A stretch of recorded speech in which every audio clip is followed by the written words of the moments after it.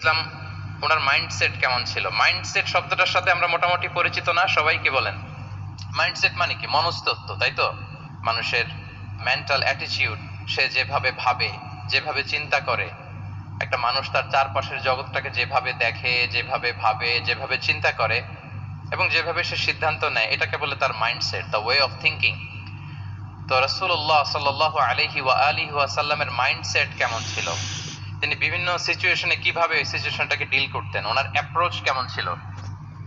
কোন পরিস্থিতিতে কিভাবে রিয়্যাক্ট করতেন, কিভাবে রেসপন্স করতেন, কিভাবে থিঙ্ক করতেন, কিভাবে ডিসিশন মেকিং করতেন, এই টোটাল বিষয়টাকে আজকে আমরা prophetic mindset through the lens of সিরাতে কভার করবার চেষ্টা করবো ইনশাআল্লাহ। একটু ভারী টপিক, তারপরে খুব সহজ করে উপস্থাপন প্রেজেন্টেশন করতে পারলে এটা বোঝা যাবে ইনশাআল্লাহ বিইذنিল্লাহ।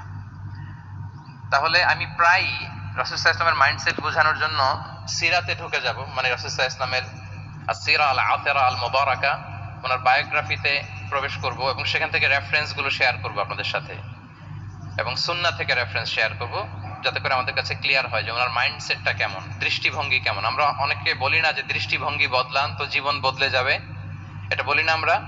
তার মানে এটা খুব গুরুত্বপূর্ণ, মাইন্ডসেট খুব গুরুত্বপূর্ণ। আমরা প্রফেটিক মাইন্ডসেট নিয়ে কথা বলবো ইনশাআল্লাহ।